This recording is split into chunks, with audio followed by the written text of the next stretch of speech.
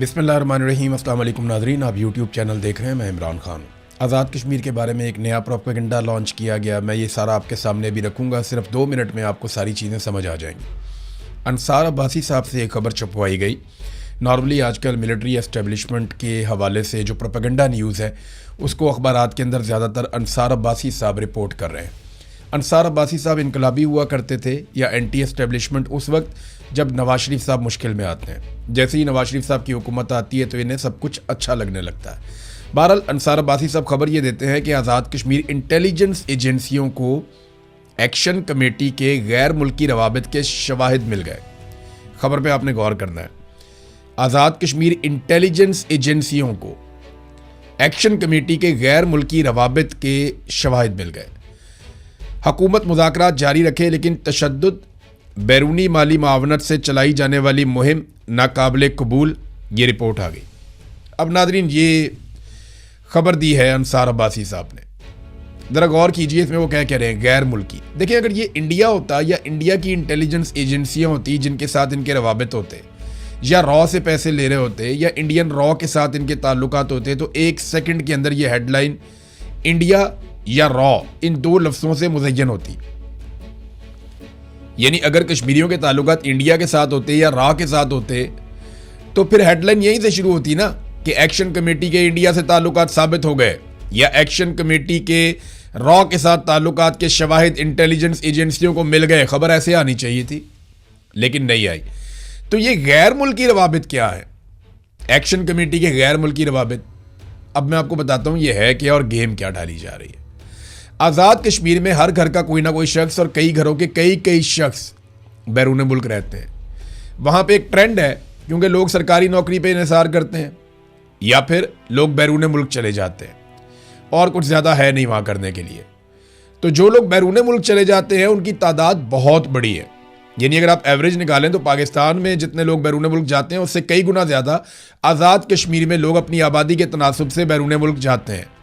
बड़ी तादाद यहाँ बरतानिया में मौजूद है। हज़ारों लोग एक कॉल के ऊपर इकट्ठे हो जाते हैं। पूरे शहर जो है वो आज़ाद कश्मीर के लोगों से यहाँ पे बरतानिया में भरे हुए हैं। इतनी बड़ी तादाद में आज़ाद कश्मीर के शहरी बरतानिया में रहते हैं। अब ये उनके साथ जब वो अपने रिश्तेदारों से रब्ते करते हैं तो वो कहते हैं जी ये गैर मुल्की रवाबित इसको कहते हैं। ये ऐसा नहीं है कि कोई इंडियन रॉ के साथ या इसराइल की मोसाद के साथ या अमेरिका की CIA के साथ, ये कोई या बरतानिया की MI6 के साथ इनके कोई रवाबित है, ऐसा नहीं है। ये अपने रिश्तेदारों के साथ रबते हैं। अब वो बैरून मुल्क रहते हैं तो रबते तो बैरून मुल्क ही होंगे ना। जो यहाँ रहते हैं, मिसाल के तौर पे मैं पाकिस्तान में किसी शख्स से रब्ता करूँ तो वो कहें जी इसके गैर मुल्की रबते हैं पाकिस्तानी शख्स को, तो झूठ तो नहीं कहा, क्योंकि मैं तो बैरून मुल्क बैठा हुआ हूँ। तो मैं जो रब्ता करूँगा बरतानिया के नंबर से करूँगा, तो वो जो नंबर देखेंगे जी गैर मुल्की रबते हैं जी इनके, ये सबूत आ गए जी हमारे पास।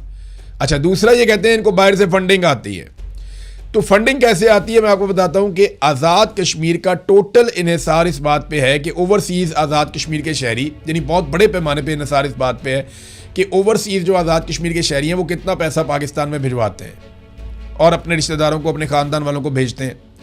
अब उसी पैसे से वो कारोबार करते हैं, उसी पैसे से वो तालीम हासिल करते हैं, उसी पैसे से वो अपनी ज़िंदगी गुजारते हैं, उसी पैसे से वो अपने मामलात ज़िंदगी चलाते हैं। हत्ता कि उन्होंने एहतजाज भी करना हो तो उसी पैसे के ज़रिए से करते हैं।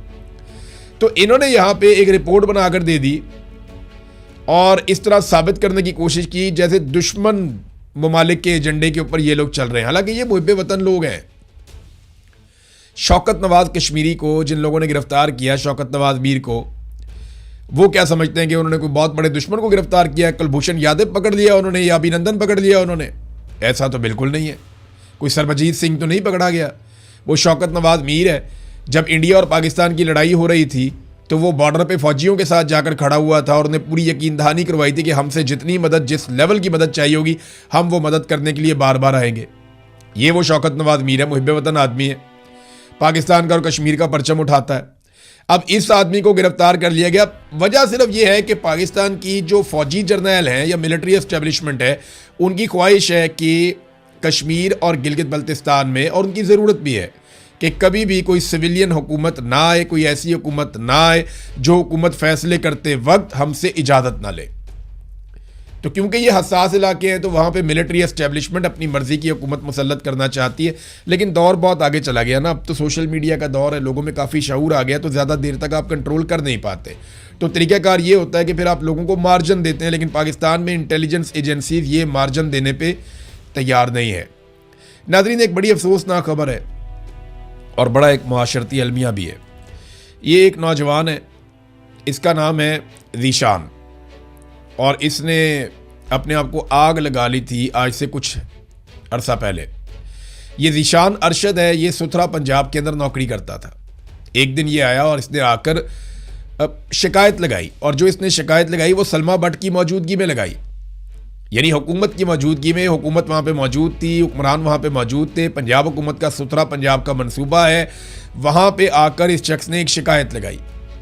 ये शिकायत इसने कैसे लगाई, आवाज़ थोड़ी सी हल्की आ रही है, लेकिन आप ये सुने ज़रूर, आपको आइडिया हो जाएगा ये क्या क्या रहा था उस दिन। मेरे 2 बच्चे हैं, मैं बड़ा तंग हूँ। 20,000 इन्होंने कहा कि 19,000 दे रहे हैं, और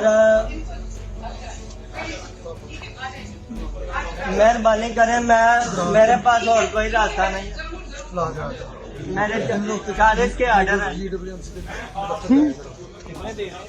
40 ऑर्डर है और मुझे 19 मिल रहा है। अच्छा, मुझे 19 कम मिल रहा है। मैं बड़ा तंग हूँ, ठीक है। प्लीज मेहरबानी करें। मेरे 2 बच्चे। नाम क्या है? मेरा नाम ज़ीशान अरशद बल जुवैद अरशद। कहाँ से? मैं इधर क्याली रोड शेखुपुरा पे काम करता हूँ, आर्टी कंट्रोल में। ठीक है। और कोई अफसर जिनके पास भी जाता हूँ वो कहते हैं सबके साथ ही होगी, हमारे नहीं बढ़े, हमारी नहीं बढ़ रही। ये नौजवान की आप बात सुन रहे, ये इसकी आवाज़ कांप रही थी, इसकी आवाज़ रो रही थी, वो बड़ी मुश्किल से अपने ऊपर कंट्रोल कर रहा था। उसने जैसे ही वज़ीर को शिकायत लगाई तो साथ ही पुलिस वालों ने इसके कंधे पे आकर हाथ रख लिया। कमज़ोर सा आदमी है बेचारा, सुथरा पंजाब में काम करता है। कांस्टेबल्स ने इसके सीने पे, इसकी कमर पे हाथ रखा। वो एक प्रेशर डालने का तरीका होता है गरीब आदमी पे। वो साथ ही डर गया, उसकी आवाज़ लरजना शुरू हो गई। इसको ना मैं चाहता हूँ कि आप ज़रा देखें थोड़ा सा। मेरा पंजाब में काम करता हूँ और मेरे 2 बच्चे हैं, मैं बड़ा तंग हूँ। 20,000 इन्होंने कहा कि 19,000 दे रहे हैं, और मेहरबानी करें, मेरे पास और कोई रास्ता नहीं है। मेरे 40 के ऑर्डर हैं, 40 ऑर्डर है और मुझे 19 मिल रहा है। अच्छा, मुझे 19 कम मिल रहा है। मैं बड़ा तंग हूँ, ठीक है। प्लीज मेहरबानी करें। मेरे 2 बच्चे। नाम क्या है? मेरा नाम ज़ीशान अरशद बल जुवैद अरशद। कहाँ से?